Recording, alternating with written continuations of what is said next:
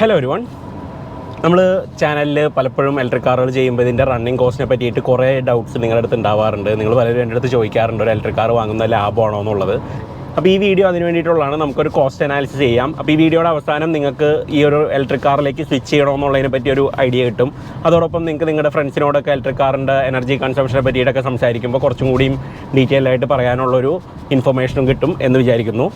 നമുക്ക് basic running cost calculate ചെയ്യുമ്പോൾ നമ്മൾ ബാറ്ററി സൈസ് കൺസിഡർ ചെയ്യണം. കാരണം ഈ ഒരു വണ്ടി ഒരു 40.5 kWh ബാറ്ററി പാക്കാണ്. 40.5 kWh എന്ന് പറയുമ്പോൾ ഇത് എത്ര യൂണിറ്റ് എടുക്കും എന്നുള്ളത് അറിയാനായിട്ട് വളരെ സിമ്പിളാണ്. 1 kWh എന്ന് പറയുന്നതാണ് ഒരു യൂണിറ്റ്. അപ്പോൾ 40.5 kWh എന്ന് പറയുമ്പോൾ 40 യൂണിറ്റ് ഏകദേശം കറണ്ട് ഒരു ചാർജിങ്ങിൽ എടുക്കും. അതിലും കൂടുതൽ എടുക്കും. കാരണം എന്താ വെച്ചാൽ കുറച്ച് ലോസസ് ഉണ്ടാവും. പലപ്പോഴും ഹീറ്റായിട്ടൊക്കെ കുറച്ച് കറണ്ട് പോകും. അതുപോലെ ബാറ്ററി കെമിസ്ട്രിക്ക് അനുസരിച്ചിട്ട് ഇതിൻ്റെ ഉള്ളിൽ കെമിക്കൽ റിയാക്ഷൻ ഒക്കെ നടക്കുമ്പോൾ കുറച്ച് ലോസസ് അതും ഉണ്ടാവും. അതായത് ഒരു ഫുൾ ഫ്ലാറ്റ് ബാറ്ററിയാണ്. അതായത് 0% നമ്മൾ 100% ആണ് നമ്മൾ ചാർജ് ചെയ്യുന്നതെന്നുണ്ടെങ്കിൽ നമ്മൾ ഏകദേശം 41 to 43 kWh നമ്മൾ ഈ ലോസസ് എല്ലാം കൂടി ചേർത്ത് നമ്മൾ കൺസ്യൂം ചെയ്യേണ്ടാവും. അപ്പോൾ ഒരു 1-2 യൂണിറ്റ്സും കൂടി നമ്മൾ കണക്കാക്കിയിട്ട് ഒരു 40-42 യൂണിറ്റ് നമുക്ക് ചാർജിങ്ങിന് വേണമെന്ന് നമുക്ക് അസ്യൂം ചെയ്യാം. അപ്പോൾ അതാണ് കൺസംഷൻ. ഇനി നമുക്ക് പെർ യൂണിറ്റിൻ്റെ കോസ്റ്റ് നോക്കണം. നമുക്കിപ്പോൾ KCB കറണ്ട് വരുന്നത് കൺസംഷൻ അനുസരിച്ചിട്ട് ഓരോ സ്ലാബുകളായിട്ട് പല റേറ്റിനാണ്. അപ്പോൾ അതായത് 250 യൂണിറ്റ് വരെ യൂസ് ചെയ്യുന്നവർക്ക് 6 രൂപ 40 പൈസയുള്ളൂ ഒരു യൂണിറ്റിന്. പക്ഷേ ഒരു 350 വരെ യൂസ് ചെയ്യുന്ന ഒരാൾക്ക് 7 രൂപ 25 പൈസ. ഒരു 400 യൂണിറ്റ് യൂസ് ചെയ്യുന്ന ഒരാൾക്ക് 7 രൂപ 60 പൈസ.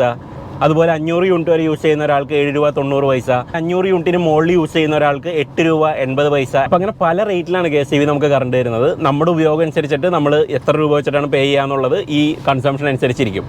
അപ്പോൾ നിങ്ങളുടെ വീട്ടിലെ കൺസംഷൻ അറിയാൻ വേണ്ടി ഓടിച്ചെന്ന് കറണ്ട് ബില്ലൊന്നും തപ്പിയെടുക്കണ്ട. ഇതുപോലൊരു വണ്ടി വാങ്ങിച്ചാൽ മതി. നിങ്ങളുടെ കൺസംഷനൊക്കെ 8 രൂപ 80 പൈസ വലിയ സ്ലാബിലോട്ട് മാറിക്കോളും. അപ്പോൾ നമുക്ക് 8 രൂപ 80 പൈസ എന്നുള്ള മാക്സിമം സ്ലാബ് വെച്ചിട്ട് ഇനിയുള്ള കാൽക്കുലേഷൻ നമുക്ക് അതിന് ബേസ് ചെയ്തിട്ട് ചെയ്യാം. ഞാൻ ഇതുവരെ ചിലവാക്കിയ കറണ്ടിൻ്റെ ഒരു കണക്ക് ഇതുപോലെ നോട്ട് ചെയ്ത് വെച്ചിട്ടുണ്ട്. നമുക്കതൊന്ന് വണ്ടി എവിടെയെങ്കിലും ഒന്ന് ഒതുക്കിയിട്ട് ഡിസ്കസ് ചെയ്യാം. ഓക്കെ, നമ്മളൊരു ഫുൾ ചാർജിങ്ങിന് 42 യൂണിറ്റ് കൺസ്യൂം ചെയ്യുമെന്ന് വിചാരിക്കുന്നു. 42 യൂണിറ്റ് ഒരിക്കലും വേണ്ടി വരില്ല. കാരണം നമ്മൾ ഒരിക്കലും 0% ആക്കിയിട്ടല്ല 100%ലേക്ക് ചാർജ് ചെയ്യാന്നുള്ളത് വെച്ചിട്ട്. എന്നാലും ഏകദേശം ഈ ഒരു കാൽക്കുലേഷന് വേണ്ടിയിട്ട് നമ്മൾ 42 യൂണിറ്റ് ഒരു ചാർജിങ്ങിന് വേണ്ടി വെക്കുന്നു എന്ന് കണക്കാക്കുന്നു. അപ്പോൾ നമ്മുടെ വീട്ടിലെ സ്ലാബ് അനുസരിച്ച് നമുക്കൊരു 270 to 370 രൂപയുടെ ഇടയിൽ നമുക്ക് കോസ്റ്റ് വരും ഒരു ഫുൾ ചാർജിങ്ങിന്. ഇനി നമുക്ക് വേണ്ടത് വണ്ടിയുടെ റേഞ്ചാണ്. അതായത് ഒറ്റ ചാർജിൽ ഇത് എത്ര കിലോമീറ്റർ ഓടും എന്നുള്ളത്. ഞാനിപ്പോൾ 3-4 പ്രാവശ്യം കാൽക്കുലേറ്റ് ചെയ്ത് വെച്ചിട്ട് എനിക്ക് ഏകദേശം ഒരു 260-നും 310-നും ഇടയിൽ ഒരു ഫുൾ ചാർജിൽ ഓടിക്കാൻ പറ്റുന്നുണ്ട്. അത് പല റോഡ് കണ്ടീഷൻ അനുസരിച്ച് പലപ്പോഴും ഡ്രൈവിംഗ് സ്റ്റൈൽ അനുസരിച്ചൊക്കെ കുറച്ച് മാറും. പക്ഷേ എന്നാലും ഏകദേശം ഒരു 260 to 310 എന്നുള്ള രീതിയിൽ നമുക്ക് കാൽക്കുലേറ്റ് ചെയ്യാം.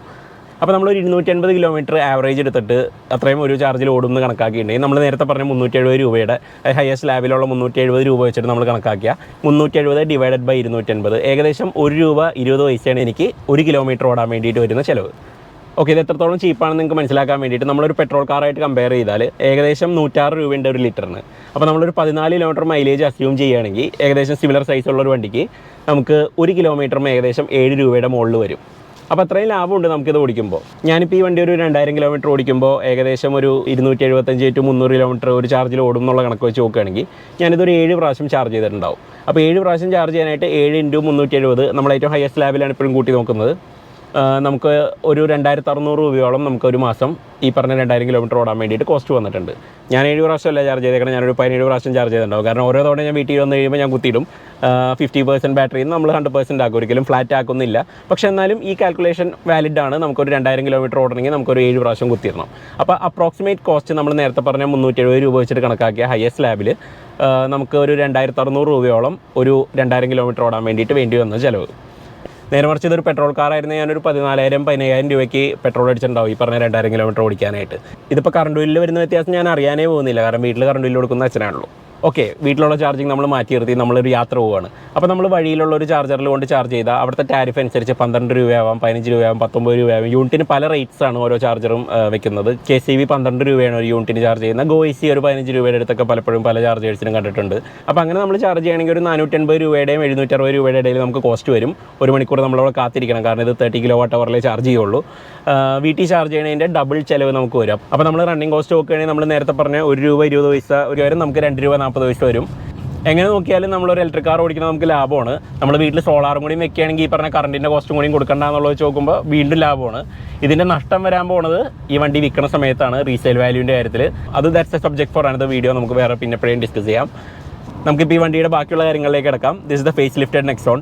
നല്ലൊരു ഫേസ് ലിഫ്റ്റ് എങ്ങനെ ചെയ്യണം എന്നുള്ളത് ശരിക്കും പറഞ്ഞാൽ മഹീന്ദ്ര ടാറ്റേനെ കണ്ട് പഠിക്കണം. കാരണം ഇവർ ഇത്രയും അപ്ഡേറ്റ്സ് കൊണ്ടുവന്ന് വണ്ടി കുറച്ചും കൂടി അപ്പീലിംഗ് ആക്കി മാറ്റി. ഇത് ശരിക്കും പറഞ്ഞാൽ ഒരു പ്രതാപ് ബോസ് ഡിസൈൻ ആയിരുന്നു ഒറിജിനൽ നെക്സോൺ.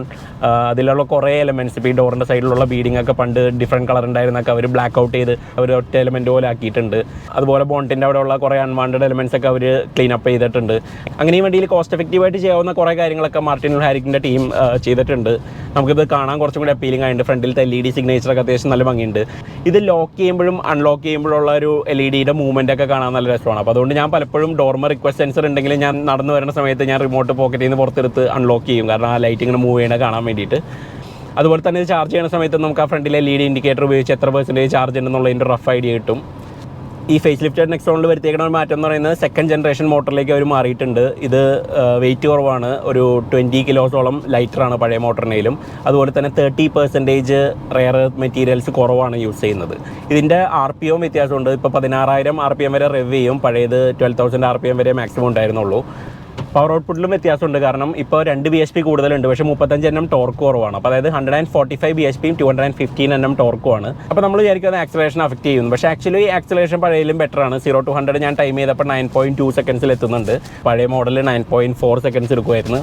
പക്ഷേ ഇതിൻ്റെ പവർ ഔട്ട്പുട്ട് ഒന്നും കൂടി അവരൊന്ന് ലീനിയർ ആക്കിയിട്ടുണ്ട്, കുറച്ചുകൂടി പ്രോഗ്രസീവ് ആക്കിയിട്ടുണ്ട്. പണ്ട് എല്ലാ പവറും കൂടെ ഒന്നിച്ച് വന്നിരുന്നത് ഇപ്പോൾ കുറച്ചൊന്ന് ഫ്ലാറ്റൻ ഔട്ട് ചെയ്താൽ. അപ്പോൾ നമ്മൾ ആക്സിലേറ്റർ കൊടുക്കുന്ന സമയത്ത് ഇനീഷ്യലുള്ള പവർ ഇത്തിരി കുറവായിരിക്കും, പക്ഷേ എന്നാലും after that it pulls well. നമുക്കതൊരു പ്രോഗ്രസീവായിട്ട് കുറച്ചും കൂടിയും പവർ ഔട്ട്പുട്ട് ബെറ്റർ ആക്കിയിട്ടുണ്ട്. സോ ടാറ്റ പറയുന്ന ആ ഇനീഷ്യൽ ടോർക്ക് ഒന്ന് ക്യാപ്പ് ചെയ്ത് കഴിഞ്ഞപ്പോൾ വണ്ടി കുറച്ചും കൂടിയും കംഫർട്ടബിൾ ആയി, അതുപോലെ കുറച്ചും കൂടിയും എഫിഷ്യൻ്റ് ആയി എന്നാണ് അവർ പറയുന്നത്.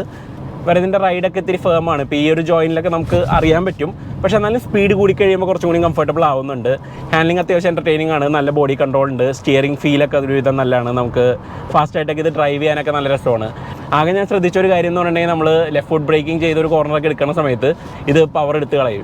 ആൻഡ് ഒരു സ്പ്ലിറ്റ് സെക്കൻഡ് കഴിയുമ്പോൾ വീണ്ടും പവർ ഇൻട്രൊഡ്യൂസ് ചെയ്യും. അപ്പോൾ മോട്ടർ ഒരു ജേർക്കി മൂവ്മെൻറ്റിലേക്ക് പോകും. ഇങ്ങനെ ഒരു പെട്രോൾ കാർ ഇടിച്ചിടിച്ച് നിൽക്കണ പോലെ ഈ ഒരു സംഭവം കണ്ടോ, അതിങ്ങനെ ഇടയ്ക്ക് കിട്ടും. അത് പക്ഷേ നമ്മുടെ ഡ്രൈവ് സ്റ്റൈലൊന്ന് മാറ്റിക്കഴിഞ്ഞാൽ തീരാവുന്ന പ്രശ്നങ്ങളേ ഉള്ളൂ. വേറെ പവർ ട്രെയിൻ റിലേറ്റഡ് വേറൊരു പ്രശ്നങ്ങളും കണ്ടിട്ടില്ല. ഓക്കെ, നമ്മൾ ബാറ്ററി ഫുൾ ചാർജ് ആയിരിക്കുന്ന സമയത്ത് നമുക്ക് റീജൻ ഉണ്ടാവില്ല. അപ്പോൾ നമുക്കൊരു ഇൻകൺസിസ്റ്റൻ്റ് ആയിട്ട് തോന്നും വണ്ടി സ്ലോ ആവുന്ന രീതി. നമ്മൾ തലേദിവസം ഓടിച്ചു കൊണ്ടുവന്ന് ചാർജ് തീർക്കുമ്പോൾ നമുക്ക് ഫുൾ റീജൻ ഉണ്ടാവും. പക്ഷേ ഇത് ഫുൾ ചാർജ് ആയിരിക്കുന്ന സമയത്ത് വേറെ കറണ്ടോ ഇങ്ങോട്ട് ബാറ്ററിക്ക് വിടാൻ പറ്റാത്തതുകൊണ്ട് ഇത് റീജൻ കംപ്ലീറ്റ്ലി ഓഫ് ആയിരിക്കും. നമുക്ക് കുറച്ചും കൂടിയും ചിലപ്പോൾ നമ്മൾ വിചാരിച്ചതിലും കൂടുതൽ നമ്മൾ ബ്രേക്കുമ്പോൾ ഡിപ്പെൻഡൻ്റ് ആയിരിക്കും. അതും നമുക്ക് ശീലമായിക്കോളും. പക്ഷേ എനിക്കിപ്പോഴും പൊരുത്തപ്പെടാൻ പറ്റാത്തത് ഇതിലത്തെ ഇലക്ട്രോണിക്സ് ആണ്. വളരെ നല്ല 2 സ്ക്രീനുകളാണ്, പക്ഷേ ഫുൾ ഓഫ് ബഗ്സ്. ടാറ്റ നമ്മളോട് മീഡിയ ഡ്രൈവിന് പോയ സമയത്ത് അവർ പറഞ്ഞത് ഈ പ്രശ്നങ്ങളെല്ലാം വണ്ടി ഇറങ്ങുന്ന സമയത്തേക്ക് അവർ പരിഹരിച്ചിട്ടുണ്ടാവും. തൽക്കാലം ഉള്ള ബഗ്സൊക്കെ കുറച്ച് ഏർലി സ്റ്റേജ് ആയതുകൊണ്ടാണ്. പക്ഷേ ഇപ്പോഴും മാറിയിട്ടില്ല. പലപ്പോഴും ഈ സ്ക്രീൻ സ്റ്റാർട്ട് ആവാനായിട്ട് ഭയങ്കര ഡിലേ ആണ്. ചില സമയത്ത് ഫ്രീസ് ആവുന്നുണ്ട്. അതുപോലെ ഈ സ്ക്രീനും ബൂട്ടപ്പായി വരാൻ കുറേ അധികം സമയം എടുക്കും. ചിലപ്പോൾ നമ്മൾ രാവിലെ വണ്ടിയൊക്കെ സ്റ്റാർട്ട് ചെയ്ത് റിവേഴ്സൊക്കെ എടുക്കുന്ന സമയത്ത് നമുക്ക് റിവേഴ്സ് ക്യാമറയും സാധനങ്ങളൊന്നും റെഡി ആയിട്ടുണ്ടാവില്ല. അപ്പോൾ നമ്മൾ റിവേഴ്സൊക്കെ എടുത്ത് വല്ലയിടത്തും പോയി മുട്ടിയാലും ഈ സാധനം ഒന്നും ബൂട്ടപ്പായി വന്നിട്ടുണ്ടാവില്ല. അതുപോലെ തന്നെ ഈ ഗിയർ സെലക്ടർ പലപ്പോഴും ഭയങ്കര ഇൻകൺസിസ്റ്റൻ്റ് ആണ്. ചില സമയത്ത് ഡ്രൈവ് വീഴും, ചില സമയത്ത് റിവേഴ്സ് വീഴൂല. ഞാൻ പണ്ട് റോട്ടറി ഡയൽ മാറിയിട്ട് ഈ സെലക്ടർ വന്നപ്പോൾ കാര്യങ്ങളൊക്കെ ബെറ്റർ ആവുമെന്ന് വിചാരിച്ചു. പക്ഷേ ആക്ച്വലി ബെറ്റർ അല്ല. ഇത് പലപ്പോഴും ഇൻകൺസിസ്റ്റൻ്റ് ആണ്. ഇത് ഡ്രൈവും റിവേഴ്സൊക്കെ സെലക്ട് ചെയ്യുന്ന സമയത്ത് പലപ്പോഴും അത് കറക്റ്റായിട്ട് വീഴാറില്ല. എസ്പെഷ്യലി നമ്മൾ റോട്ടിലൊക്കെ വല്ല യൂട്ടേണൊക്കെ അടിക്കാൻ പെട്ടെന്നൊക്കെ വിചാരിച്ചു കഴിഞ്ഞാൽ this will give you a lot of trouble. വേറെ ഞാൻ നോട്ട് ചെയ്തൊരു കാര്യം എന്ന് പറഞ്ഞാൽ നമുക്ക് പല വണ്ടികളിലും ചാർജിങ് കണ്ട് റിലീസ് ചെയ്യണേ വണ്ടി വെറുതെ അൺലോക്ക് ചെയ്താൽ മാത്രം മതി. ഇതിൽ നമ്മൾ വണ്ടി അൺലോക്ക് ചെയ്ത് അകത്ത് വന്ന് ഈ ബട്ടൺ പ്രസ് ചെയ്താലേ ചാർജിങ് കണ്ട് പലപ്പോഴും റിലീസ് ചെയ്യാൻ പറ്റുള്ളൂ. അത് കുറച്ച് ഇൻകൺവീനിയൻ്റ് ആണ്. വേറെ പിന്നെ നെക്സോൺ EVയിൽ എല്ലാവരും ബുദ്ധിമുട്ട് പറയുന്നത് ഈ ഇൻറ്റീരിയേഴ്സ് വൈറ്റായിട്ട് കീപ്പ് ചെയ്യാനുള്ള ബുദ്ധിമുട്ടാണ്. പക്ഷേ അത് നമുക്കൊരു നല്ലൊരു സൺഡേ നമ്മളൊന്ന് ക്ലീൻ ചെയ്യാൻ വേണ്ടി ഒന്നും മെനക്കെട്ട തീരാവുന്ന പ്രശ്നമേ ഉള്ളൂ. വേറെ other than that it's very comfortable to use every day. ഞാൻ മിക്കവാറും യൂസ് ചെയ്യുന്ന വണ്ടി ഇതാണ്. ഫാമിലി കാറായിട്ട് എസ്പെഷ്യലി യൂസ് ചെയ്യുന്നതാണ്. എൻ്റെ അടുത്തൊരു കോമറ്റ് EVയും കൂടി ഉണ്ട്, പക്ഷേ അതൊരു പേഴ്സണൽ കാറായിട്ട് യൂസ് ചെയ്യാവുന്ന ഒരു വണ്ടിയാണ്. വേറെ ഇതൊരു ഫാമിലി കാർ റോളും കൂടി ചെയ്യുന്നതുകൊണ്ട് മിക്കവാറും ഏറ്റവും കൂടുതൽ യൂസ് ചെയ്യുന്ന വണ്ടി ഇപ്പോൾ ഇതാണ്. അപ്പോൾ ഒരു ഇലക്ട്രിക് കാറിൻ്റെ റണ്ണിങ് കോസ്റ്റ് റിലേറ്റഡ് ആയിട്ടുള്ള ഒരു വീഡിയോ ആയിട്ടാണ് നമ്മൾ തുടങ്ങിയെങ്കിലും ഇതാണ് how it's like to live with a Nexon എന്നുള്ളത്. നിങ്ങളൊരു ഇലക്ട്രിക് കാർ വാങ്ങിക്കുമോ, നിങ്ങളുടെ റണ്ണിങ് കോസ്റ്റ് കുറയ്ക്കാൻ എന്നുള്ളതും അതുപോലെ തന്നെ would you buy a Nexon EV എന്നുള്ളതൊക്കെ ഒന്ന് കമൻസിലൊന്ന് അറിയിക്കുക. നമുക്ക് മറ്റൊരു വീഡിയോ ആയിട്ട് വേറൊരു ദിവസം കാണാം. Thanks for watching.